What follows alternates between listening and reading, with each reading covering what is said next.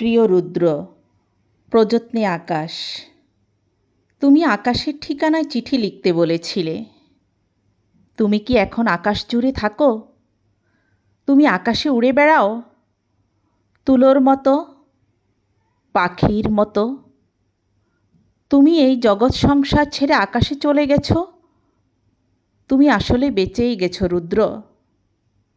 আচ্ছা, তোমার কি পাখি হয়ে উড়ে ফিরে আসতে ইচ্ছে করে না? তোমার সেই ইন্দিরা রোডের বাড়িতে আবার সেই নীলক্ষেত, শাহবাগ, পরিবাগ, লালবাগ চষে বেড়াতে ইচ্ছে তোমার হয় না? এ আমি বিশ্বাস করি না। ইচ্ছে ঠিকই হয়, পারো না। অথচ একসময় যা ইচ্ছে হতো তোমার তাই করতে। ইচ্ছে যদি হতো সারা রাত না ঘুমিয়ে গল্প করতে করতে। ইচ্ছে যদি হতো সারাদিন পথে পথে হাঁটতে হাঁটতে। কে তোমাকে বাধা দিত? জীবন তোমার হাতের মুঠোয় ছিল। এই জীবন নিয়ে যেমন ইচ্ছে খেলেছ, আমার ভেবে অবাক লাগে। জীবন এখন তোমার হাতের মুঠোয় নেই। ওরা তোমাকে ট্রাকে উঠিয়ে মিঠে খালি রেখে এলো, তুমি প্রতিবাদ করতে পারোনি। আচ্ছা, তোমার লালবাগের সেই প্রেমিকাটির খবর কি? দীর্ঘ বছর প্রেম করেছিলে তোমার যে নেলি খালার সাথে।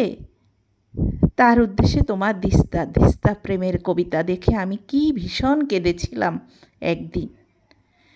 তুমি আর কারোর সঙ্গে প্রেম করছো, এ আমার সইতো না। কি অবুঝ বালিকা ছিলাম। তাই কি যেন আমাকেই তোমার ভালোবাসতে হবে? যেন আমরা দুজন জন্মেছি দুজনের জন্য? যেদিন ট্রাকে করে তোমাকে নিয়ে গেল বাড়ি থেকে, আমার খুব দম বন্ধ লাগছিল। ঢাকা শহরটিকে এত ফাঁকা আর কখনো লাগেনি। বুকের মধ্যে আমার এত হাহাকারও আর কখনো জমেনি।